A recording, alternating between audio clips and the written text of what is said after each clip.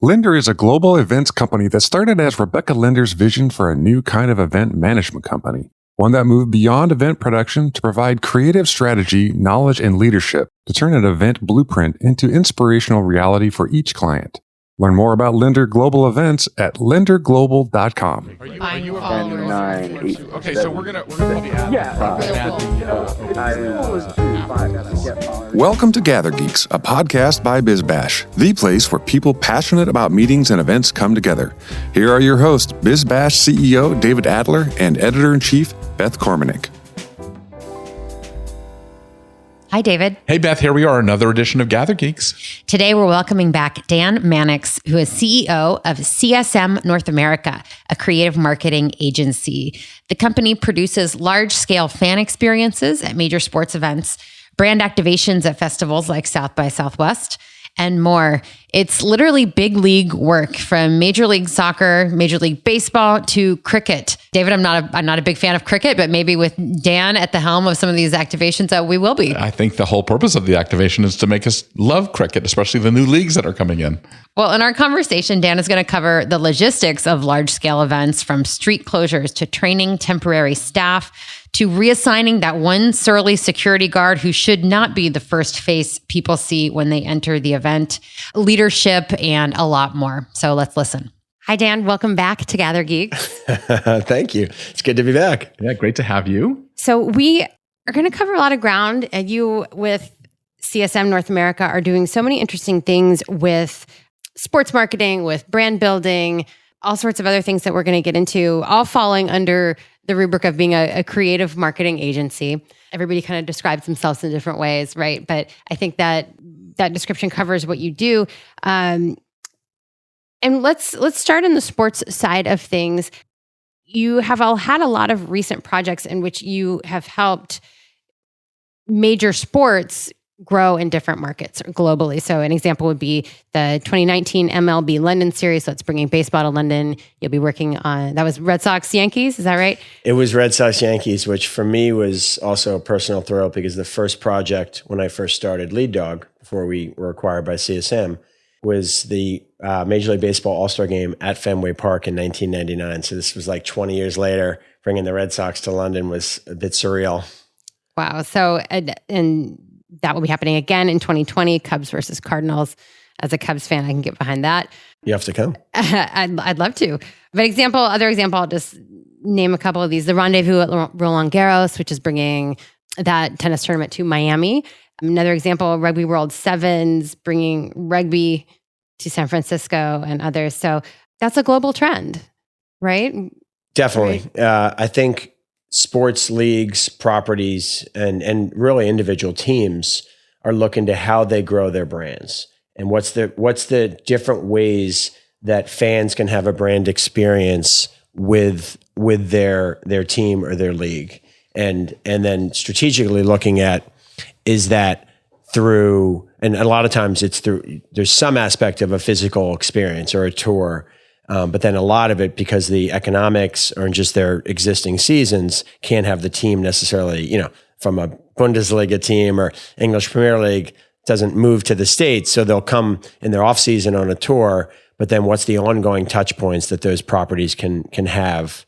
So for baseball, for example, it's great that we had 2 games. There's this huge moment, this PR moment, all this attention on a weekend, but Major League Baseball is also saying, well, that's not what our long-term goal is. It's just one big PR push. They get a lot of PR. How do we build the sport of baseball in London and Europe, and overall internationally, through different initiatives, not being one touch point of a whole campaign? So let's talk about those campaigns. So they call you in, you get this work. What is the scope of what you are doing?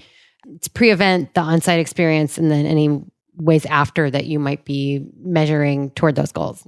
Sure. I think initially it's first understanding, things can be initiated either by us as an agency coming up with a creative new idea, or in many cases it's a league or a team having their own goals. So us understanding their goals, and then ideally quickly showing them that we can deliver that for them. And I think one of the things that has been exciting is being part of now a global network of entrepreneurial agency is really being able to bring the different perspectives of the different offices. So, for example, bringing baseball to London, we have a huge office in London. So there's perspective of how it should be marketed locally combined with our inherent DNA of baseball and our DNA here. And the example I use is like, if, we know how to put on events, but if you said, we're going to bring cricket to the US, I didn't grow up watching or playing cricket.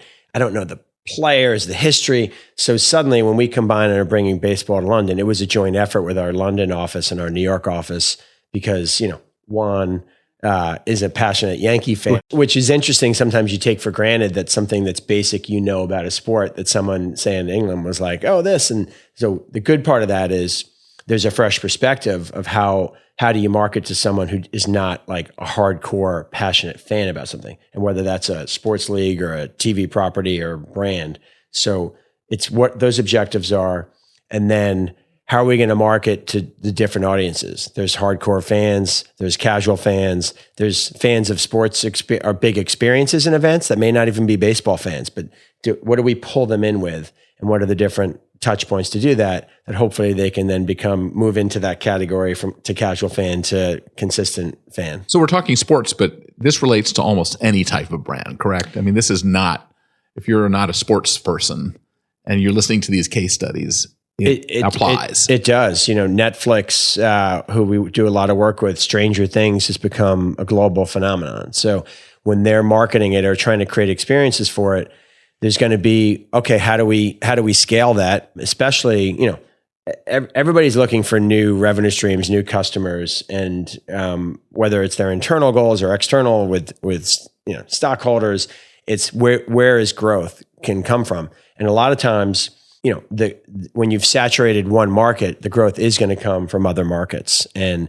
if you're a small group growing, that could be other markets and other cities in the US. But a lot of cases with these global brands, they're like, okay, we need to put the time and energy into investing in other markets. And that's not for the wary of or knee-jerk one-off opportunities. So like English Premier League teams are opening offices physically in New York, moving people over, hiring people. That's you got to be in it for the long haul, because you're not going to overnight have someone become a fan and then change their habits. Going into that whole fandom piece though, how do you know that the light bulb goes off on somebody? You're playing a game with larger numbers, but what is it that you do that says, "Oh my God, this is for me"? Sure. Well, hopefully, first and foremost, something's got to be a great product, right? So Yankees, Red Sox, two amazing teams, setting up the whole environment with the branding in the stadium, bringing the spectacle and the music and the anthems and all the bells and whistles to show like sports as the entertainment but experience. What's the conversion moment that what have you found that works? I think it's different things. I think for some, the conversion moment was the large scale, really creative physical social media installations we had throughout London, where they get teased and can participate.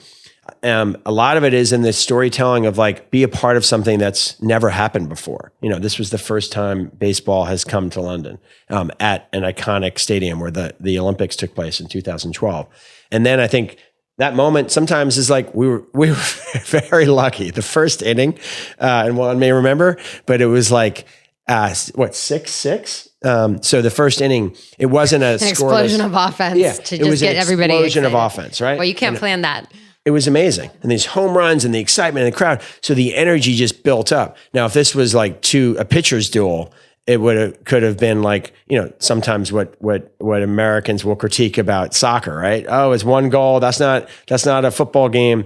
You get used to, again, from your culture and DNA, what you're used to. So it does take sometimes physically experiencing it. There's nothing obviously like live versus watching on TV. When you are promoting live sporting events, whether it's baseball, rugby, or soccer, tennis, what are you competing against? What do you see as the other things that might be vying for their attention? Because sometimes it's even the experience on TV. You're competing against that. But tell me how you approach that and the way you draw people in. I mean, the way we try and approach that now is you're literally competing against everything.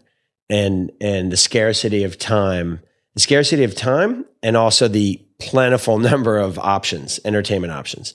So it really is, and I have a 10-year-old, so I see it firsthand of like, I've had to like bribe or convince him to do some sports experiences because of what he wants to make his choices. He'd rather watch a YouTube channel of someone playing Minecraft than get to stay up to watch an NBA game. So I'll have to like bribe him to do that. I think what's the normal bribe? The bribe is you can stay up late to watch this.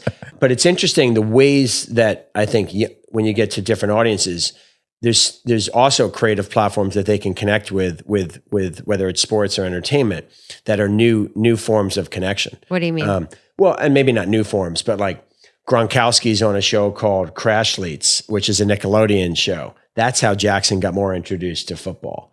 TikTok has major new partnerships with the sports leagues. It's this like exploding Chinese company or Chinese-owned company that is short form video. And they're realizing, the leagues are realizing, the percentage of time or the percentage of people that watch a full sports event on TV is so small now in terms of like, especially under 20. They just don't watch the full game. And they're watching it with dual screens. So you've got to truly have partnerships and show up in places where they are. So part of our whole marketing platform, a lot of it, it's not just traditional advertising. It's physical, we had physical NY versus Boston installations in London. It's what non-traditional partnerships can put things in front of people through things they're already consuming.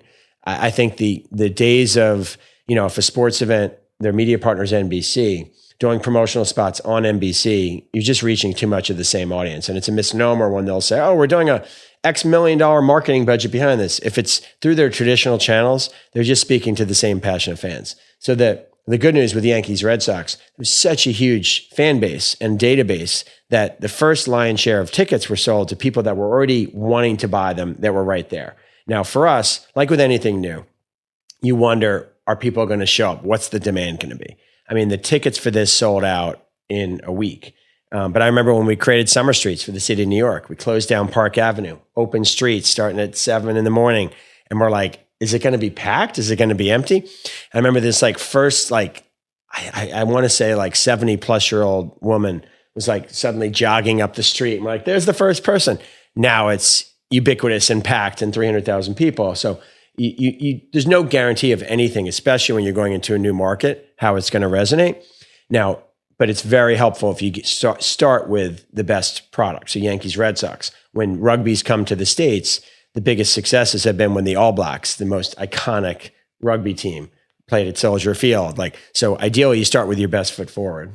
So are you saying, though, it's interesting that you're saying that buying of tickets in the future may be a challenge is that this next generation, if their attention span is so small and they're watching TikTok videos for 15 seconds, will they ever want to buy a ticket to a long sports event? I think the current format will continue to be outdated. But the good news is, look, sports executives, just like brand executives, are constantly studying the marketplace and evolving. So how does that translate into today? It translates to the new stadiums that are being built with so much design and space and the environment to not be in your seats. So you're going to maybe be going to that football game, but spend the entire game in a hospitality area. And you're going to go with your kids and have an amazing fan festival experience where they're actually participating in things. And when you're in your seats, you may be like at the US Open tennis, which I always love, where Amex, gives you the radio where you can listen to the announcers. Like, what are those different touch points that look, as an old school tennis person, I love tennis. And there's that part where I feel like an old man now when I see people when you're watching and you see everybody on their devices, but that's like, you've got to move with the times and and they're spending half their time on the video cam with the little people getting up and doing stuff on the video, exactly, as opposed to watching the match. So I think some of the things that still really need to be improved that are going to be the biggest barrier is the transportation and the getting in and out, and especially as security becomes a bigger issue. And that length of time to just get there, and the clear plastic bags for women. I gotta say, yeah, all of these things are things about the fan experience. And actually, it's funny you mentioned Clear. Like one of the things to improve the fan experience, Clear is at airports. Clear is also at doing sports stadium partnerships to show how much. I wasn't even talking about that, but that is really interesting. I'd like to hear more about that. No, I'm talking about you can't bring your purse in anymore for a lot of these games. You literally have to have a clear plastic bag. And what does that say to your women fans? I think it says to whether or man or woman or anybody, the reality of the world we live in is with all the different security issues and big events, things that have happened, like the Boston Marathon. You've got to have those parameters from a safety standpoint, especially at the bigger events like a Yankees Red Sox or a Super Bowl or a World Cup, where those events could have higher potential to be targeted. Are you in on those conversations as what security will look like? Absolutely. I mean, one of the things we pride ourselves on is, for example, after the Boston bombing, we run the 9/11, working closely with the 9/11 Memorial Museum, their run walk, and we do huge, large scale events. So we've had Oprah come in, lead a 5K finishing in Times Square. Like, you've got to think about security, safety. We have evacuation plans for weather. Because I remember we did a music festival once, and both days lightning, and we evacuated. And it was not a cluster. It was actually organized because we had spent months working with the police, with fire and safety, EMT, and had a written evacuation plan. Oh, lightning starts, go into plan B, so you've got to think things through those.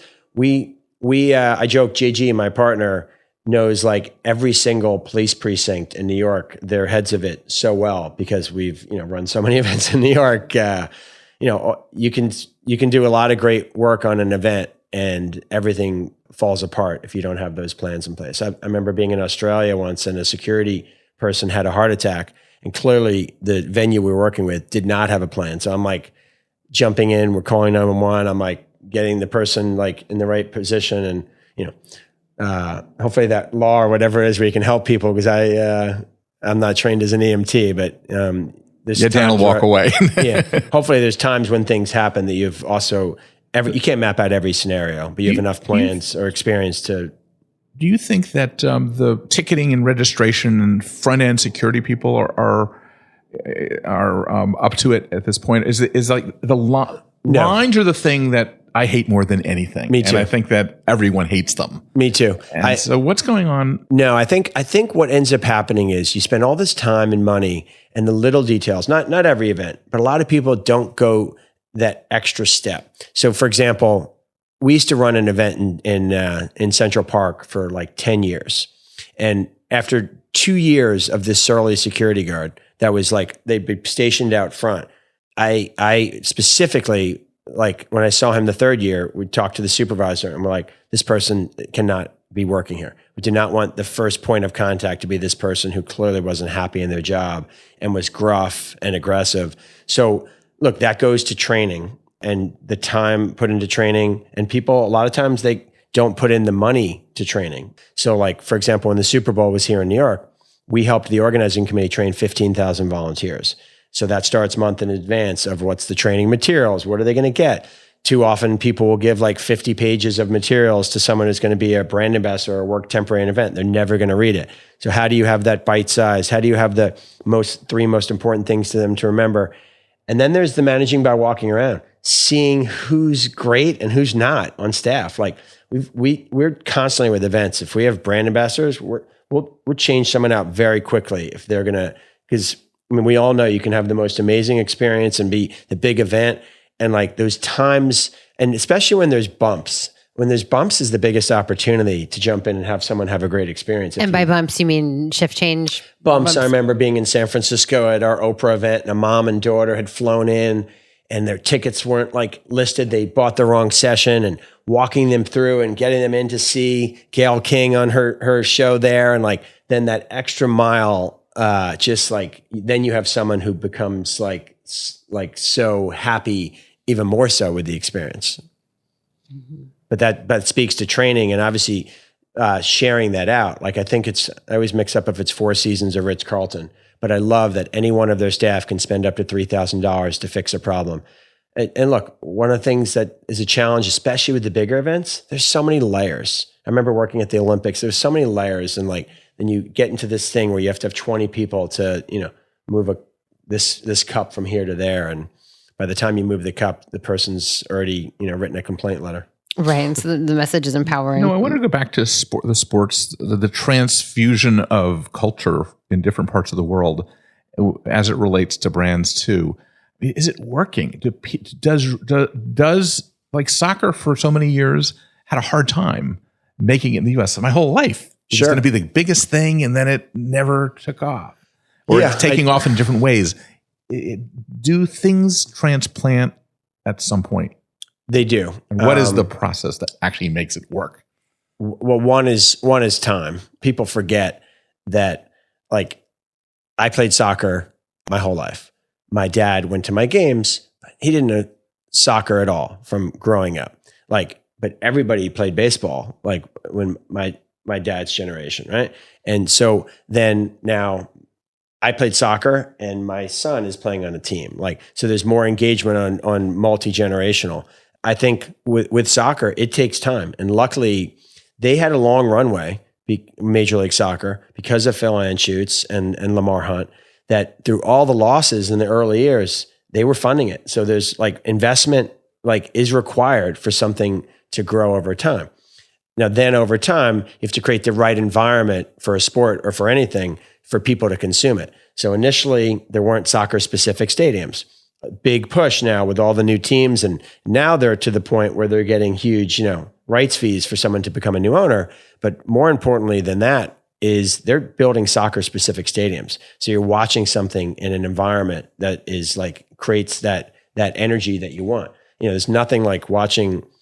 15,000 people is a lot of people to go to an event. But if they're in a 70,000 seat stadium, it's a really crappy experience a lot of times because you feel like, just the noise level, everything gets diminished. A leading events agency based in D.C., Linder has a global footprint. Since their founding in 1996, they have partnered with internationally recognized clients such as the Smithsonian Institute and the iconic National Cherry Blossom Festival to produce and manage innovative and experimental events that don't just engage, they inspire. To learn more about Linder Global events, visit linderglobal.com. I wanted to ask about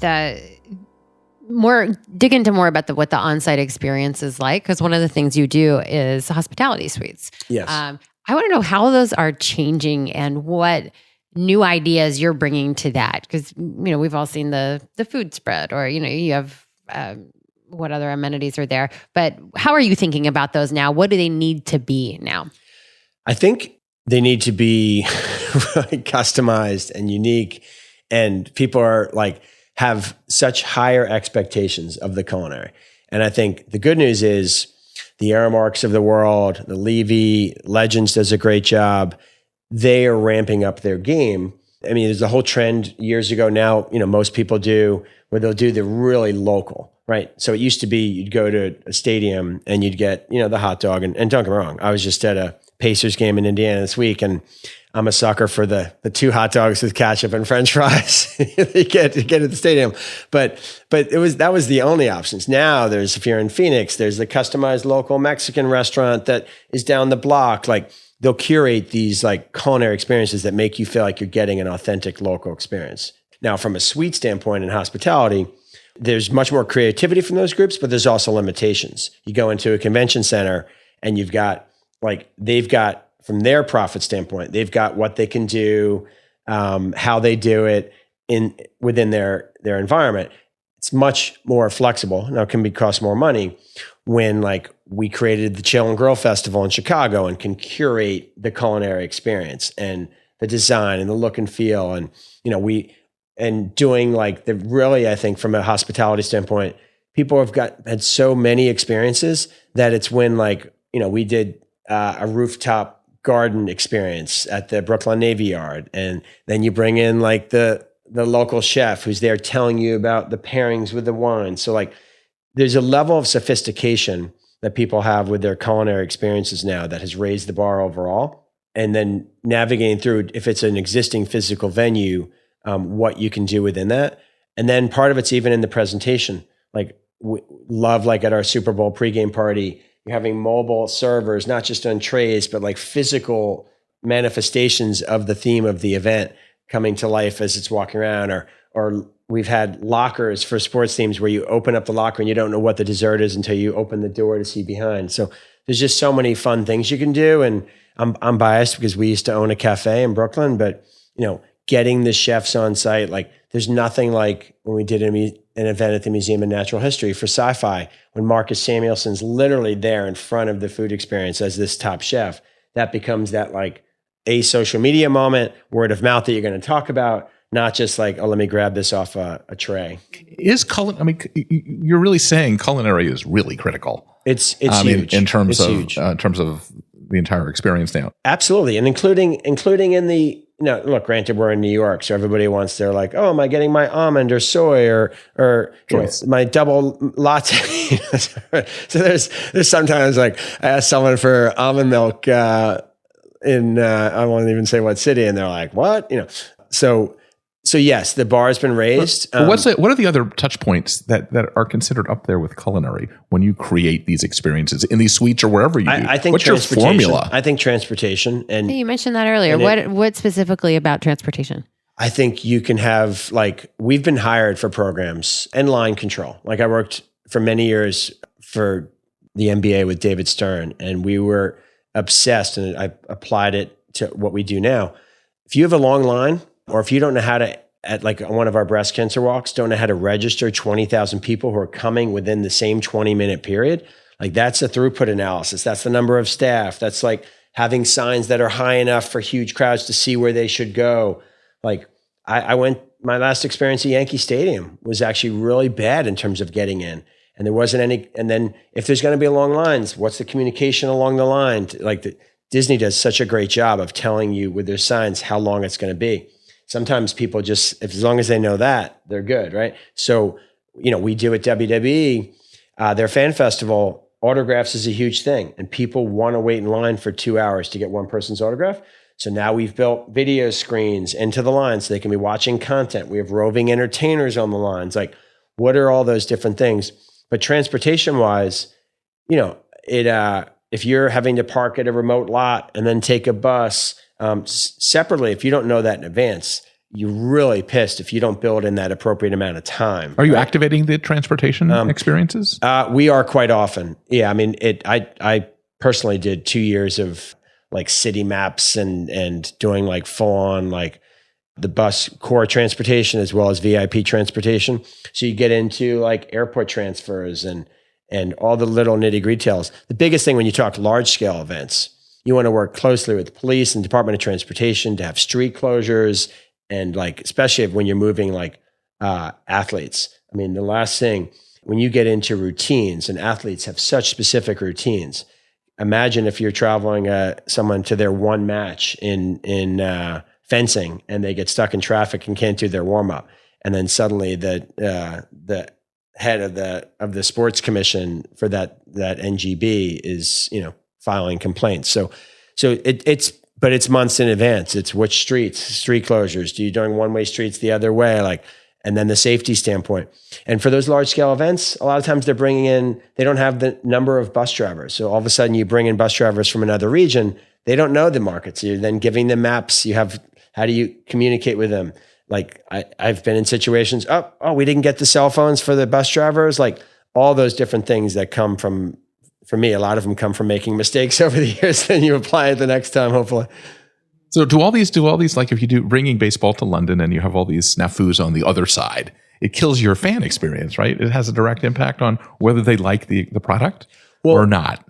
For me, we're perfectionists. So snafus, all those things I'm describing, you avoid them with the right planning. And then you have the experienced people in place. So when the things happen that you don't expect, someone has a heart attack. We've produced a conference once that 5 minutes before the entire power in the ballroom came out right before the keynote. And then you get someone who's on their day shift who doesn't care as much as you do. And they're like, there's no possibility to get the lights back on.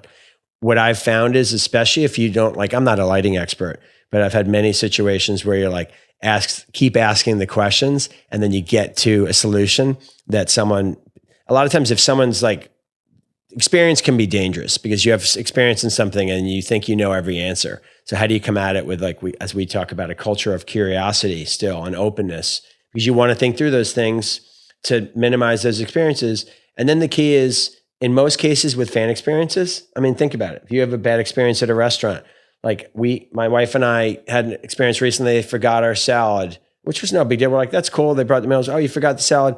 And then he gave us the drinks at the end for free. Like, so like you walk away with that that customer feeling. That's the key. Still, like the touch points on every level impact someone's fan experience. Mm-hmm. So we've had a lot of talk about kind of marquee events, things people are purposely coming to go to. You've also activated in areas where you are one among many. I think of South by Southwest. So you've been there. There it is all about the competition for eyeballs and getting people interested in what you're doing in a sea of amazing activations and things that are competing for time. How do you approach that? And maybe give us an example. Sure. I think, well, one of the ways we approach it, and this is, again, when you go back to the word investment, for many, many years, we've invested in, and you mentioned, integrated marketing, but also brand experience staff. A brand experience is very different than marketing. So we tend to build our teams that have a mix of those skill sets. So then when we're doing Amazon Prime Good Omens at South by this past year, it's a huge footprint. Like, part of it, the pre-advanced planning, is to try and do competitive analysis, what's going on where. You don't want to show up somewhere and have your main competitor across the street, or have a client be surprised by something else that's happening. And you can't always get all that information. You can definitely do your research to try and know what's going on. I think a common mistake that people make is they put so much emphasis on a physical space that then they lose sight of, like, some of the easy things they could do, or they'll spend so much money on something. But then it's like the crumbs of money that if they spent a little extra, they'd get so much more attendance. So what's an example? One example, I remember years ago, I showed up at our NASCAR free concert on the beach, and it was in Miami. It was part of their end of season initiative. Their race was in Homestead, which is kind of outside Miami. It's not necessarily like the coolest area. No offense to the mayor of Homestead if you're listening. But and we spent all this money. We've got Blake Shelton Band, Turner streaming it, like this really amazing experience on the beach. And we didn't hire those. Well, we ended up doing it. I remember coming in and being like, there's all these hotels right here, and we didn't have those like 8 other brand ambassadors that were low cost, high impact, to just be walking around and talking to people. And separate from that, the pre-communication to concierges, to like get those other touch points who can be ambassadors for us. That sometimes it's those low cost, high impact things that are much better than the TV spots that could be running for 2 months. So it's really finding that mix. And one of the ways we do that is also very customized communication to target audiences. So when we promoted the New York Times Small Business Summit, or America's Cup, like, you go and you create in advance the targeted emails that goes to sailing clubs, like the passionate enthusiasts. And then think about the casual enthusiast is probably a different communication message than it's to someone who's hardcore. Like, I'm not a sailor, so I'm not going to know like the technical terms. I'm going to want to maybe know a little more about also the culinary, or the other celebrities or people that are part of the experience, like, or what things I can do, like, not just, oh, I'm going because I'm a huge sailor. I have a question. You're talking about these big events, these small events. You're creating basically these temporary environments. How do you create an army fast? How do you, like, how many people in your agency? You're outsourcing a lot of this stuff. How do you mobilize? So we have 400 people in the US. And we're hands-on. So anything we're doing in physical experience, one of those 400 is there, even if we're hiring 50 ambassadors for something. And where do you get ambassadors? So I think how we've mobilized, knock on wood, when I first started Lead Dog 20 years ago, I'd mobilized by like being up all night in Central Park, setting up with 2 buddies from high school who were helping me unload a truck, and that led to then actually literally everybody in the entire Stafford family worked for us at one point. And then you see who's quality, who's not, and you start to build. So now we have, deep databases. So we can go to Southern Mississippi for an Essence college tour and tap into staff. So the mobilization comes from now having resources to get the right resource for the right situation. But it's not the same people necessarily. So when we're doing a half marathon in San Francisco. That's very different staff than for our Oprah Live Your Best Life event. Because the worst thing that can happen is if you're at a 10K event and some staff person's there and they don't know like the nuances of running, and that you may have a T-band issue, or that what you're going to do in terms of replenishing, all those things. Or imagine like you're at Stranger Things and someone says, "Oh my God, I love this character and Winona Ryder was amazing." And the person's like, I've just been hired for 8 hours. I don't know who Winona Ryder is. Like, then the person's like, well, that's lame. Like, that's the C+ agency or brand experience versus like the A-. And I'll never say A+ because there's always things that can be done better. And there's been many events where clients like wanting to high five me and I've thought we sucked, but. Is there like this gig workers group out there that is like, we don't even realize how big it is, that all these people that are available for events that it's through staffing agencies, and it is. So this is like major. It's huge. And the example, like I worked on the Olympics in '96, and I can't tell you the number of like, we called them event junkies, and that went then and moved to Salt Lake City for 2002. And people that then went to work on the Pan Am Games, and people that moved to Abu Dhabi. So there is a huge network of people. At what level are we talking?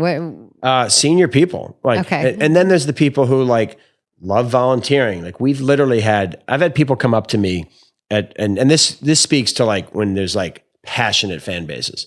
I've had people come up to me. We have people now. We've run WWE's Fan Festival for years. There's fans and ambassadors that will take like vacations to come work with us. There's fans who will come up to our staff and be like, "Hi, Karen, good to see you again." And it's kind of, wild when you get to that kind of relationship.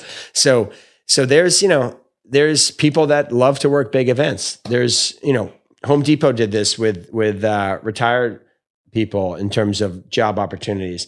There's a whole aspect of people who are just passionate about volunteering in their local regional markets. Is there a central database of some sort that we didn't know about after 20 years? Like, how do you find this whole army of people that are available? I think there's two things. There's one, like every good agency or great agency has their own database, and there's go-to people. But you outsource to other temporary agencies too? Or do you do it yourself? And even from a legal standpoint now, and independent contractors versus full-time, we'll work with staffing agencies in different markets, and also specialists. So like if we're doing something, like I remember we did a launch for Microsoft, like you want people with real like technical experience. But there's still the aspect of like being resourceful. Like we did a launch in Mumbai, India for the Ambani family, which is crazy. Like when I think back, partly because I spent Halloween, Thanksgiving, and Christmas there a couple of years ago. But Vladna, who is with us for over 10 years, her college, I don't know if it was a roommate or a woman she knew from college, Madhuri, was in Mumbai, and we hired to work for 2 weeks with us with the event. And I look back now and I'm like, if she wasn't working with us, we would have been so screwed. Oh, the volunteer programs are huge. Knowing local resources, probably not screwed, just the sheer number of hours when you're on site, when someone knows the local marketplace, and especially if you're talking in globally, like the cultural nuances, we always look to like, and now we have staff all over the world. But before we were part of CSM, if we were doing something in Shanghai, we'd tap into our networks and find someone who spoke Mandarin, who would be in the local market. You want to have those people on the ground to, I remember when I worked at the NBA and we shipped a basketball court to Munich and it's stuck in customs. You don't want me going to the airport customs person and being like, "Sprechen Sie Deutsch, Guten Morgen." But I guess there's like this whole, people still love working events. Even they just love the idea of it, right? Yes. There's nothing like the energy and the build up to a big event. And then that moment, it's a little bit like, I'm not a musician, but like that feeling when you're about to come on stage. And there's the part like the butterflies when you're like, "Oh my God, tomorrow's the All-Star game and we're producing it." Like, I've produced, or I've been involved with a lot of events, but when I was sitting on the field with the headset on, helping to cue things for the home run derby, I'd always be like super butterflies. And if I'd say, "Oh no, I've done a million events, so no problem," like I'd be kidding myself. Like, and there's an aspect of that that's like really valuable, because as soon as you start taking anything for granted, I think you suck. So looking ahead, not to be too harsh for that. well, it's about maintaining that passion, right? Is what you're trying to say. Absolutely. And not bringing your A game to it as well. But so when you look ahead, what areas are most exciting to you right now? We'll put this in the positive phrase. Like what are you looking forward to? What areas do you want to explore as opposed to what keeps you up at night? Sure. But what's exciting to you? What's on the horizon? Where are we going to see you exploring and innovating? I am super excited about the trend, and we've been involved with it for years, of social impact and purpose-driven marketing in all forms. So, and I think you're going to continue to see, whether it's a brand who's doing their sports sponsorships or someone is doing the arts, I think two trends. One is not just supporting something and writing a check and a brand says, oh, we're supporting this because it's the right thing to do. They're really wanting to like integrate and maximize their involvement. But more and more brands are saying, here's our values and our DNA as a company, and we want that to come out through our marketing initiatives. And I think it's super exciting when that happens, when someone's trying to showcase, say, their sports sponsorships or entertainment or media and show the heart that they have as a company. And I think more and more consumers, I know I purchase products this way. I still love Stonyfield yogurt from hearing Gary speak about how they work with local farmers. I think brands are innovating as well. And other brands that aren't creating that value for customers or showing those values are going to be left behind. So whether it's the innovative models like a Warby Parker, that when you buy a pair, something good is happening, someone else is getting a pair. Like, I just think that like there's so much opportunity. We're still just scratching the surface. And personally, brands need to be doing more, as much as there's a bunch of great companies giving back. But there's so much need for that, especially as in some areas where they're filling the gaps that governments like don't have the budget or passion points for. So like you get the Patagonias of the world stepping in and supporting the environment when something takes too long within government. So it's super exciting. And we want to be at the heart of that. And for us personally, we've worked on Cycle for Survival for Memorial Sloan Kettering Cancer Center for going into our 11th year. And, we've worked with Susan G. Komen and American Cancer Society, and very proud of working with the LGBTQ Center for 6+ years. And there's just nothing like that when you're doing hard work and you're having impact on raising funds for good causes. It's a pretty good feeling. Do you think that that's even going to get more extreme in terms of the example, as I recently watched Eating Animals documentary on animals and how badly we're treating them. And so the supply chain transparency is going to become more important than ever. That if you're going to go to a hotel and they're just giving you crappy stuff, it's going to go all the way down the chain as opposed to just surfacey. It's huge. I mean, I think, on all aspects of business, from, we used to own a cafe, and the fact that we were working with local sustainable farmers. My son's become a pescatarian because he's heard Michelle, my wife, talking enough about the impact of cattle on the environment that literally one day he's like, oh, I'm a pescatarian, Dad. And a week later I was like, oh, he'll take chicken nuggets. And he's like, no, Dad. And a year later, he's still a pescatarian. I think like the aspect of like, whether it's Starbucks, of where they're getting their coffee beans but from an event point of view, we have to, as organizers, have to ask those questions.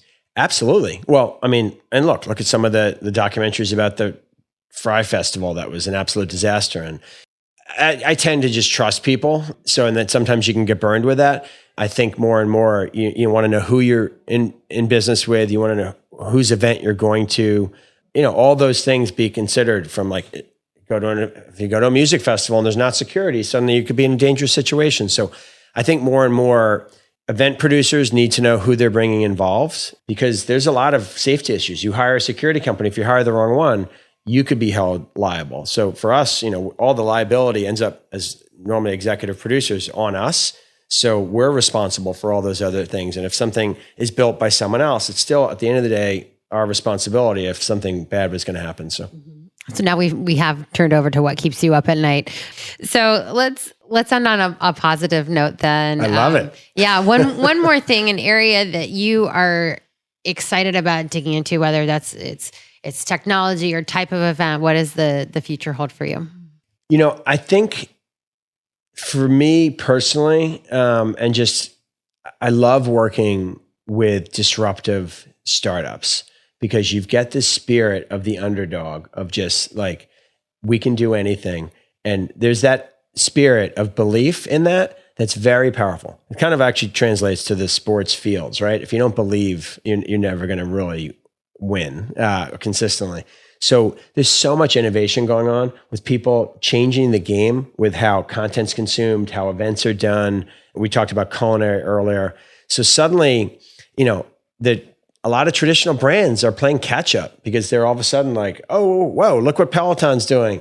Look at like ClassPass. Now it's been around for years, but like when they first come out, that's not going to take business from us. And now suddenly there's all these axe throwing locations that are like popping up everywhere. So I think you have to keep innovating. I think the risk for big companies, when you ask people, like I spoke at a conference once on innovation, and there was like 100 people in the audience. And I said, how many people think innovation's a priority for your company? And everybody raised their hand.